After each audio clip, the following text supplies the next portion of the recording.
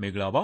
ါဒီတစ်ခါတော့ကျွန်တော်တို့ရဲ့ Windows Computer တွေထဲမှာကို shortcut key ကိုဘယ်လိုအသုံးပြုလဲဆိုတာကိုကျွန်တော်ပြပြပေးမှာပါအသုံးများတဲ့ shortcut key တွေပေါ့နော် shortcut key ကြတော့ပါလဲဆိုတော့ကျွန်တော်တို့ mouse ကိုအသုံးမပြုဘဲနဲ့ကျွန်တော်တို့ရဲ့ keyboard မှာကိုဖြတ်လန်းနည်းနဲ့သုံးတဲ့နည်းလမ်းပေါ့နော်ကျွန်တော်တို့ရဲ့ keyboard မှာကိုကြည့်မဲ့ဆိုရင် keyboard ကြတော့ computer တစ်လုံးနဲ့တစ်လုံးတော့မတူပါဘူးဒါပေမဲ့အများအပြားကြတော့တူညီမှုရှိပါတယ်အဲ့ဒီနေရာမှာကိုကျွန်တော်ဘာရှိမလဲဆိုတော့ကျွန်တော်ဒီမှာကို control ရှိမယ် ctrl ရှိတယ်အဲ့ဒီကကျတော့ control လို့ခေါ်တယ် fm ရှိမယ် f ကျတော့ function ကိုပြောတာပါပြီးတော့ကျွန်တော်တို့အဲ့ဒီ window ပုံလေးနဲ့စီလိုက်မယ်အဲ့ဒါကျတော့ window key ပါပြီးတော့ဒီ alt ဆိုတာစီးလိုက်မယ် alt ကြတော့ alternate ကိုပြောတာပါအဲ့ဒီအတူကောရေးထားအောင်နော်အဲ့ဆိုတော့ကျွန်တော် shortcut key ကိုသုံးပြီးတော့မှကိုကျွန်တော်အဲ့ဒီအရာလေးတည်ထားဖို့လိုတယ်ပြီးတော့ကျွန်တော်တို့အပေါ်မှာကို F1 F2 F3 စသဖြင့်အဲ့ဒီအရာလေးကိုလည်းကျွန်တော်တည်ထားဖို့လိုတယ်အဲ့ဒီနေရာမှာကိုတခုချင်းစီဘလို့အသုံးပြုရမလဲဆိုတော့ကိုကျွန်တော်ပြောပေးမယ်ဥပမာဖြစ်ကျွန်တော်ဒီမှာကို document တစ်ခုကိုကျွန်တော်ဖွင့်လိုက်မှာပါနော်အဲ့ဒီ document မှာကိုကျွန်တော်စာရေးလို့ရှိရင်ကျွန်တော်အဲ့ဒီစာကိုကျွန်တော် slim man ချေတယ်အဲ့ဒီ mouse နဲ့တွားပြီးတော့အဲ့လို slim man နေရတာပါနော်အဲ့ဒီ mouse ကိုအသုံးမပြုဘဲနဲ့ကျွန်တော် keyboard မှာကို slim man ချေတယ်ဆိုရင်ဖြစ်ကျွန်တော်ဘယ်လိုလုပ်မလဲဆိုတော့control နဲ့ A ကိုတွဲနေလို့ရှိရင်အဲ့ဒီဟာကို select အောက်လို့ကို map ပေးလိုက်မယ်အဲ့ဒီ select map ပေးသွားပြီဆိုရင်ကျွန်တော် copy လုပ်ချေတယ်ကျွန်တော်စာကို copy လုပ်ချေတယ်ဆိုရင်control နဲ့ C ကိုတွဲပြီးတော့နေပါ control နဲ့ C ကိုတွဲနေလို့ရှိရင်သူ copy လုပ်လိုက်မယ် copy လုပ်ပြီးသွားလို့ရှိရင်ကျွန်တော်တို့ဘယ်နေရာမှာကိုကျွန်တော်တို့တွားချင်လဲပေါ့နော်ကျွန်တော်တို့ထားချင်တဲ့နေရာမှာကိုကျွန်တော်တို့ paste လုပ်ချင်တဲ့နေရာမှာကိုတွားလိုက်ပါတကယ်လို့ကျွန်တော်တို့ copy ကိုပြတ်ကူးချင်တယ်ဆိုရင်ကျွန်တော်တို့ control နဲ့ V ကိုတွဲရေးပါcontrol V ကိုတွဲရေးလို့ရှိရင်ကျွန်တော်တို့ paste ပေါ့နော် paste ကြတော့ကျွန်တော်တို့မိတ်တူကူးလိုက်တာပါအဲ့ဆိုတော့အဲ့ဒီနေရာမှာကိုကျွန်တော်အများအဖြစ်သုံးပြီးတော့အဲ့ဒီနှစ်ခုစီးပါတယ်ကျွန်တော်တို့ control A ကြတော့ select all လုပ်မယ် control C ကြတော့ copy လုပ်မယ် control V ကြတော့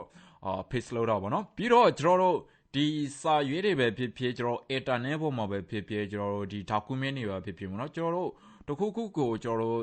print ထုတ်ချေတယ်စာရွေးထုတ်ချေတယ်ဆိုရင်ကျွန်တော်တို့ shortcut key နဲ့ဘယ်လိုသုံးမလဲဆိုတော့ကျွန်တော်တို့ control နဲ့ P ကိုတွဲရေးပါ control နဲ့ P ကိုတွဲပြီးတော့နေလို့ရှိရင်ကျွန်တော်ဒီနေရာမှာဘာတွေ့ရမလဲဆိုတော့ကျွန်တော်တို့ရဲ့ printer နေရာကိုတွားလိုက်မယ်အဲ့ဒီ printer နေရာမှာကိုကျွန်တော်တို့ printer ရဲ့နောက်မဲ့မျိုးစောကိုရွေးချယ်ပြီးတော့ဒီမှာကို print လုပ်လို့ရတယ်အဲ့ဆိုတော့ကျွန်တော်တို့ print လုပ်ချေတယ်ကျွန်တော်တို့စာရေးထုတ်ချေတယ်ဆိုရင်ဖြစ်ကျွန်တော် control နဲ့ P ကိုတွဲပြီးတော့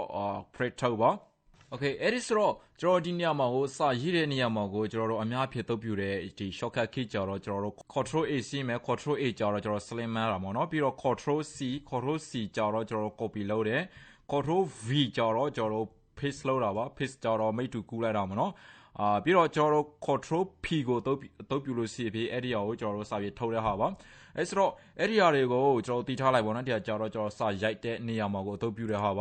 ါနောက်တစ်ခုကြတော့ကျွန်တော်ဘာပြချစ်လဲဆိုတော့ဓာတ်ပုံမှာပဲဖြစ်ဖြစ်ကျွန်တော် internet နေရာမှာဖြစ်ဖြစ်ပေါ့နော်ကျွန်တော်ဒီမှာကိုကျွန်တော်ပြပေးမယ်တခုခုကိုသွားလို့ရှိရင်ကျွန်တော်တို့တဲ့ဒီဟာက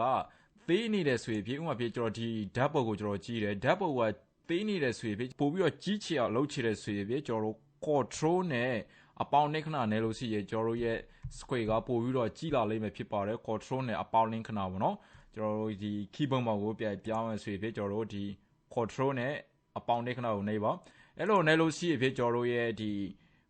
screen ကပို့ပြီးတော့ကြီးလာလိမ့်မယ်လို့ဆိုရင်ကျွန်တော်လုံးနေတဲ့အတိုင်းပေါ့နော်ကျွန်တော်ပြန်ပေးသေးချင်တယ်ဆိုရင် control နဲ့အနှုံနှိပ်ခဏကိုနေပါအဲ့လိုနေလို့ရှိရင်ကျွန်တော်တို့ရဲ့ screen ကပို့ပြီးတော့သေးသွားလိမ့်မယ်အဲ့ဒါကြတော့ဓာတ်ပုံတွေမှာလည်းလုပ်လို့ရတယ်ဒီဘယ်နေရာမှာမဆိုဘူးเนาะအဲ့ဒီဟာလှုပ်ချရဖြစ်ကျွန်တော်တို့အကြည့်အသေးလုပ်တဲ့ဟာပါနောက်ထပ်တစ်ခုကြတော့ကျွန်တော်တို့ဒီတနေ့နေရာမှာကိုကျွန်တော်တို့အကောင့်ထက်ကိုဝင်လို့ရှိရင်ကျွန်တော်ဒီမှာကိုကျွန်တော်နမူနာပြပေးမယ်ဖောင်ဖြီးရတဲ့နေရာတွေမှာကိုကျွန်တော်ဒီမှာကိုနမူနာပြပေးမယ်ဥပမာဖြစ်ကျွန်တော်ကဒီမှာကိုကျွန်တော်နောက်မယ်ကိုရေးတယ်နောက်မယ်ကိုရေးပြီးသွားလို့ရှိရင်ကျွန်တော် mouse ကိုအသုံးမပြုဘဲနဲ့နောက်ထပ်တစ်ခုကိုသွားချေတယ်ဆိုရင်ဖြစ်ကျွန်တော်ဒီနေရာမှာဘာကိုအသုံးပြုလဲဆိုတော့ tab ကိုအသုံးပြုပါတယ် tab ကြတော့ကျွန်တော်ဒီဟာကိုအသုံးပြုတာပါအဲ့ဒီ tab ကိုနေရုံနဲ့ကျွန်တော်တို့နောက်ထပ်တစ်ခုသွားပါတယ်အဲ့ဆိုတော့ကျွန်တော်တို့ mouse ကိုသုံးမပြုချေဘူးဆိုပြီးကျွန်တော်အဲ့ဒီ tab ဆိုတဲ့နေရာမှာနေလိုက်လို့ရှိရင်နောက်ထပ်တစ်ခုသွားမှာဖြစ်ပါတယ်အဲ့ဒီနေရာမှာကိုကျွန်တော်ပြပေးမယ်အဲ့လို tab ကိုနေလိုက်လို့ရှိရင်ကျွန်တော် mouse ကိုကင်နေစရာမလိုတော့ဘူးเนาะကျွန်တော်တို့ရဲ့ keyboard မှာပဲအဲ့ဒီ tab မှာကို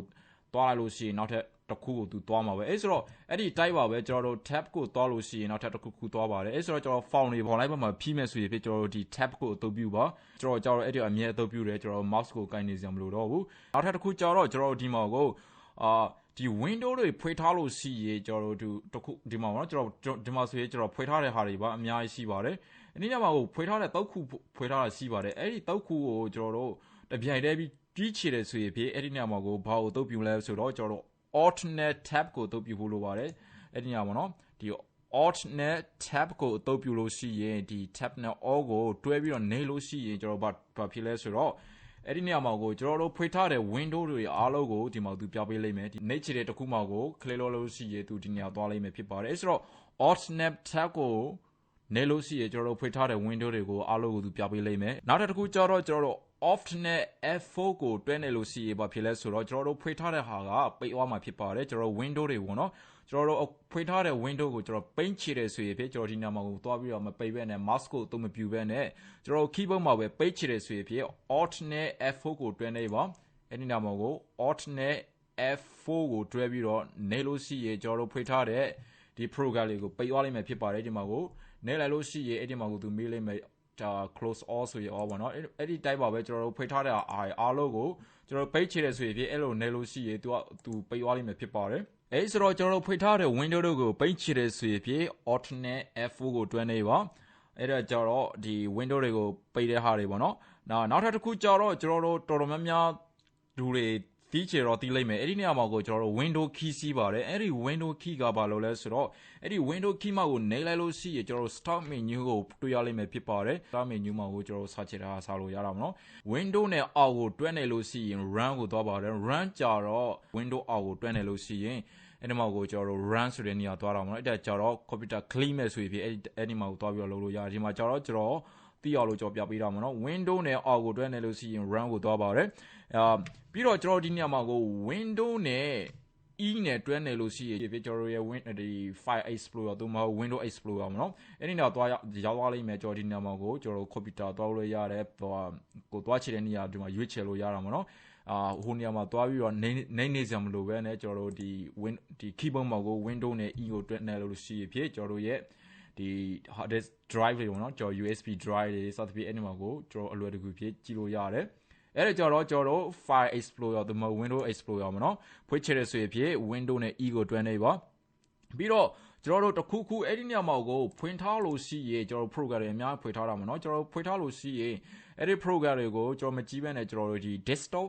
screen ပေါ်ကိုကျွန်တော်တို့အလွယ်တကူရောင်းချတယ်ဆိုရင်ဖြစ်ကျွန်တော်ဒီနေရာမှာကို desktop ကြတော့ကျွန်တော် window နဲ့ d ကိုတွဲနေပါ window key နဲ့ d ကိုတွဲနေလို့ရှိရင်ဖြစ်ကျွန်တော်ရဲ့ window screen ကိုသူတခါလေးပို့ပေးရလိမ့်မယ်ဖြစ်ပါတယ်အဲ့ဆိုတော့ကျွန်တော် mouse ကိုသုံးပြူစရာမလိုဘဲနဲ့ကျွန်တော်တို့ဒီ window နဲ့ဒီ d ကိုတွဲနေလို့ရှိရင်ကျွန်တော် desktop ပေါ်ကိုသူသွားပေးလိမ့်မယ်ဖြစ်ပါတယ်နောက်တစ်ခုကျတော့ကျွန်တော်တို့ဒီ window တွေကိုကျွန်တော်တို့ခဏလေးပေးမိထားချေတယ်ကျွန်တော်ပေးဟို minimize လုပ်တာပေါ့နော် minimize ကြတော့ကျွန်တော်ခဏလေးပေးနာထားချေတယ်ပေးနာထားချေတယ်ဆိုရင်ကျွန်တော်ဒီနေ့မှာကိုနေရတာမနော်အဲ့ဒီနောက်ကိုမနှိပ်ချေဘူးကျွန်တော်တို့ဒီ mouse ကိုအသုံးမပြုဘဲနဲ့mouse ကိုအသုံးမပြုချေဘူးဆိုရင်ကျွန်တော်ဒီနေ့မှာကို window key နဲ့ m ကိုတွဲနေပါ window key နဲ့ m ကိုတွဲနေလို့ရှိရင်ကျွန်တော်ဒီနေ့မှာကိုအဲ့ဒီကိုဖွေထားတဲ့ဒီ window ကသူ minimize ဖြစ်သွားလိမ့်မယ်ကျွန်တော်တို့ဒီ internet တွေမှာကိုကျွန်တော်တို့ဒီ new tab ပေါ့နော် new tab ကြတော့အဲ့ဒီကပြောတာပါနောက်ထပ်တစ်ခုကိုသူရွေးချယ်ထားပါနော်အဲ့ဒီ new tab မှာကိုကျွန်တော်တို့ mouse ကိုအသုံးမပြုဘဲနဲ့ keyboard မှာကိုဘယ်လိုအသုံးပြုမလဲဆိုတော့ဒီ control နဲ့ t ကိုနေလို့ရှိရင်ကျွန်တော်တို့ new tab ကိုရောက်ပါတယ် control နဲ့ t ကိုနေလို့ရှိရင်ကျွန်တော်တို့နောက်ထပ် new tab တစ်ခုလာလိုက်မှာနော်အဲ့မှာ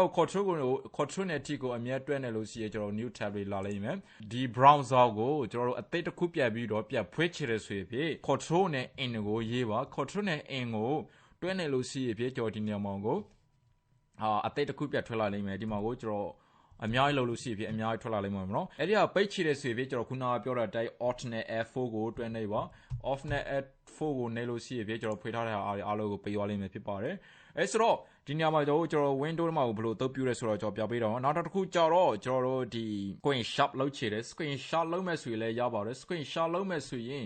်ကျွန်တော်တို့အသုံးပြုရမယ် key ကြတော့ဘယ်လိုလဲဆိုတော့ screen shot မှာကိုကျွန်တော်တို့ဒီ control နဲ့ screen shot ဆိုတာလိုက်စားပါ press screen ဆိုတာတွေ့ရလိမ့်မယ်အဲ့ဒီ PRT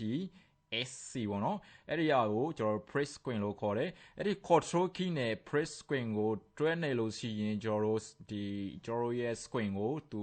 ူဓာတ်ပုံရိုက်ပေးတော့မှာနော် screen shot လောက်တာပါအဲ့ဒီမှာကိုကျွန်တော်ပြပေးမယ်အဲ့ဒီမှာကိုကျွန်တော် control နဲ့ဒီ press screen ကိုကျွန်တော်တွဲပြီးတော့နေလိုက်လို့ရှိရင်ကျွန်တော်အဲ့ဒီအရာကိုသူ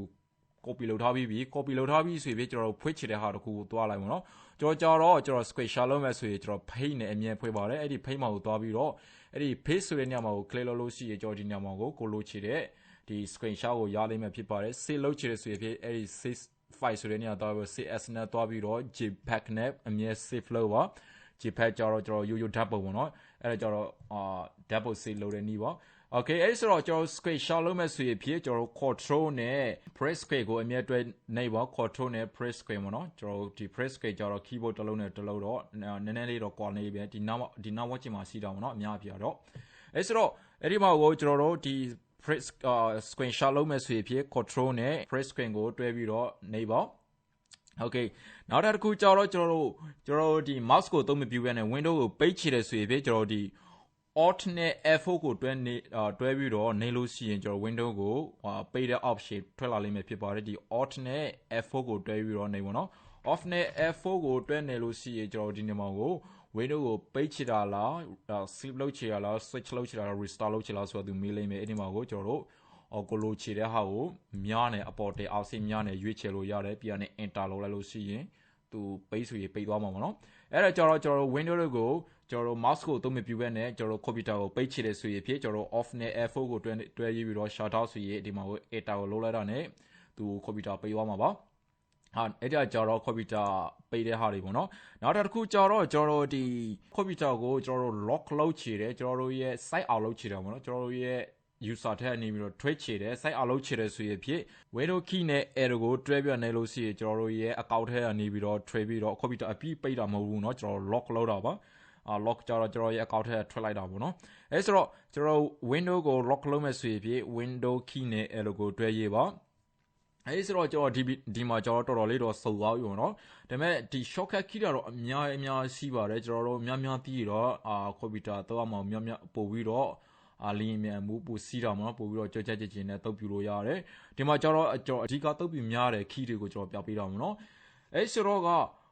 အားလုံးလည်းစစ်ပြီးမယ်လို့ကျွန်တော်မျှော်လင့်ပါတယ်ကျွန်တော်ရဲ့ဗီဒီယိုကိုကြိုက်နေတဲ့ဆိုရင်ဖြစ် like share comment များဖြစ်အားပေးကြည့်စုပါလို့ကျွန်တော်တိုက်တွန်းလိုပါတယ်အားလုံးကျေးဇူးတင်ပါတယ် good luck and bye bye